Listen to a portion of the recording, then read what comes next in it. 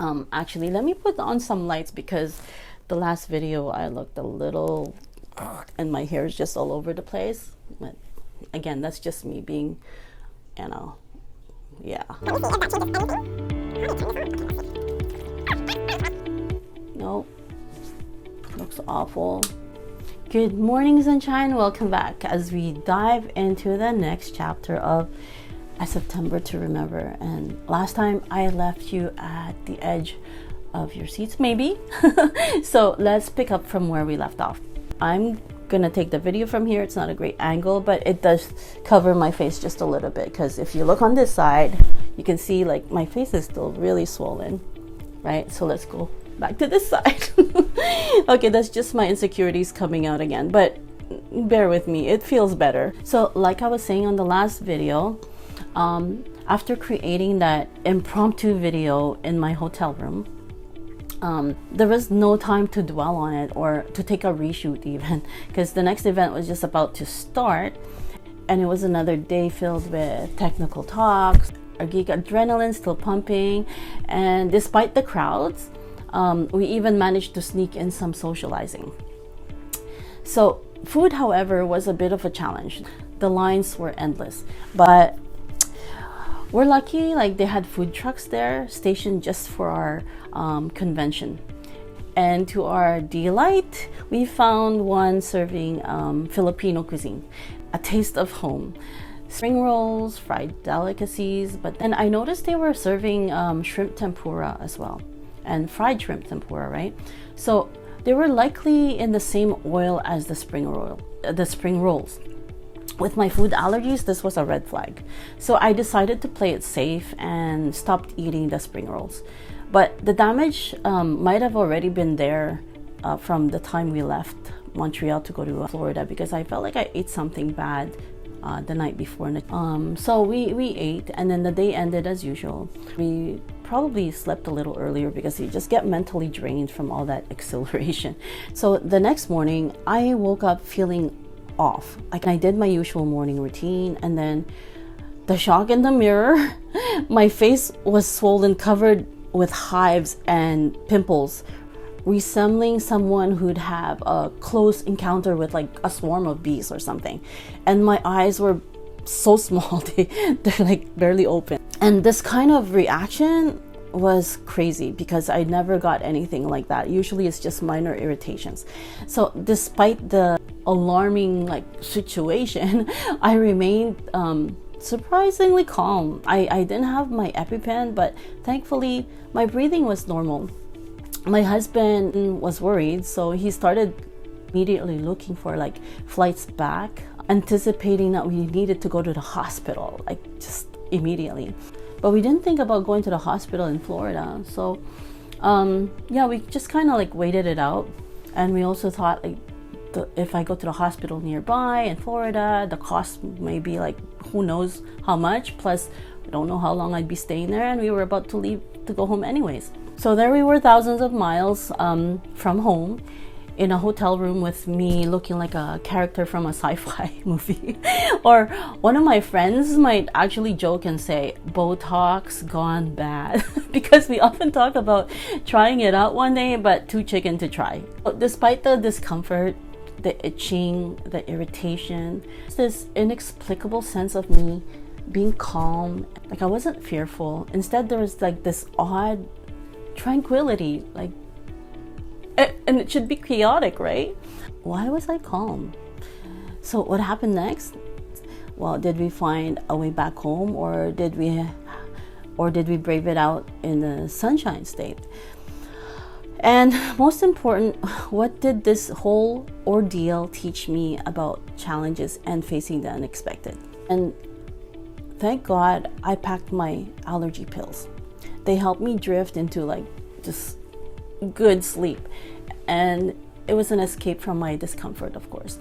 So I spent the rest of the day in drowsy state, and just sleeping calmly. But amidst this ordeal, I experienced something profoundly sacred. A moment that one can never forget. So as a member of the Church of Jesus Christ of Latter-day Saints, adversity is just a hurdle. It's just a crucial part of growth. It's part of our journey.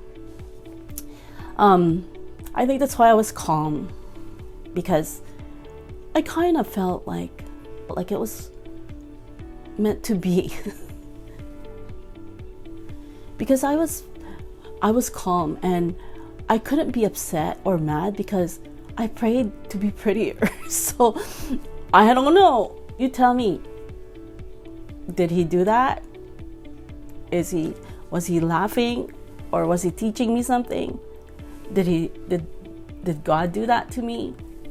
That would be cruel, right? But he does have a sense of humor, I think, and I couldn't be upset, like I said. So here's the thing. Incredibly, amidst the sea of like 5,000 people at the event, we had crossed paths with members of our church, and there was just maybe 5 that we met out of 5,000. It's crazy. We didn't really mingle with anybody else, maybe about 10 people. That's it.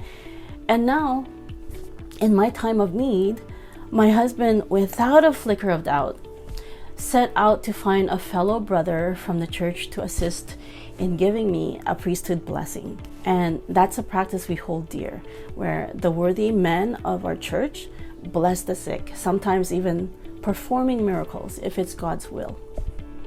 So he left. So I actually asked him to go find somebody. So he left, and within minutes, he returned, not with Russell Brunson, the event owner, and who happens to be a member of our church as well. Though I admit that thought did cross my mind, but he came back to our hotel room with another member who, by some stroke of divine coincidence, had healing oil with him. Not everybody walks around with a healing oil, right? So out of all those members that we met, he happened to have one in his pocket. So to me, it felt like one of those small yet significant miracles. Sorry, but you don't know, I'm actually very emotional. So as I received the blessing by my husband and the church brethren, because you need 2 to give you the blessing, right? I felt an overwhelming sense of love and reassurance from God. It was as if he was imparting a lesson, a playful nudge saying, "You'll come to appreciate your looks after this ordeal, Rosie." There I lay, smiling through the pain and finding humor in adversity. So I felt immediate peace wash over me, a serene assurance that everything would be all right. Yes, I missed the final day of the event, but what I needed to learn was unfolding right there in the hotel room. It was a lesson in self-love, in embracing and shining imperfectly. So here I am with a renewed perspective, ready to embark on my mission with a different approach, of course. And it's about setting that example of shining imperfectly, guys, because we all have something special to share. And I believe we each have a unique mission. And it's not just about me. It never was. It's about all of us embracing our flaws, our challenges, and turning them into our strengths. So what's next for me? Well, how will this experience shape my journey ahead? And well, let's just say it was certainly a September to remember, and that's a story still unfolding. And I invite you to join me on this journey. I'm actually going to share a lot of information that I got from the Funnel Hacking Live, because if you're going to start to design a life you love from home digitally, then why not join the journey with me as I do it for myself. And I will teach you along the way, and we can do this together. Now, these things are very expensive. I'm going to tell you now, I bought a lot of courses over the years, actually over the last 3 years since the pandemic. But even before that, I've always been into the self-help books, motivation books, self-improvement. And and I have gone to a few webinars in my life, actually probably more than I can remember. But definitely this is a place that we can grow together, and you'll save a lot of money because I'm sharing a lot of it with you for free. Obviously not everything is going to be for free at the end, but take what you can get, and we all have to make money somehow, right? So I will be offering a few digital products that will be helpful for you, but it won't be as costly as what you would normally see from other people, because my mission's a little different. I want to be able to help you guys first because I want to share, because I care, and I'm also sharing and doing with you. So this is why it's free. Okay, so obviously there are a lot of things that I can't give for free, but whatever you can get, you get. Okay, take what you can get because it's very costly, trust me. Spent a lot of money and time into learning what I know now, but now it's time to like implement them. And so what better time to do it now while it's still fresh off my head from coming from Funnel Hacking Live. These are all the marketers, these are all the millionaires that went up and gotten their trophies, and also multi-millionaires as well. And there were a few people like myself that are just starting out. I mean, it was quite crazy that I went without having even a funnel yet or having a product yet. I just wanted to know if that was my path. And so I got my answer, and here we are today. Okay, so don't forget to like and subscribe and follow me on the next video, because we're going to do a next 30-day challenge. Actually, I'm not too sure yet. I think what I'm going to do from now on is do a 90-day challenge and take you on a journey on whatever I'm doing. And so it won't be all edited. It'll just be like impromptu. I will do whatever I'm doing. I will show you whatever I'm doing behind the scenes, like with my computer. And I think, you know, you can just follow me on my journey right there. And there's going to be a few videos where I'm going to show and tell. A lot of it is technical because a lot of people that I know, a lot of people that are in the coaching industry or course creation, a lot of them don't really have the technical know-how.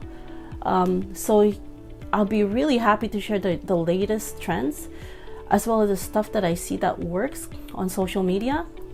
So yeah, let's go ahead and get started, and see you on the next video. Don't forget to like, subscribe, and even share to those that you know would benefit from it. Okay, so once again, shine in perfectly, and don't worry about what other people say. Just be here and be square. Let's do this. Okay, bye.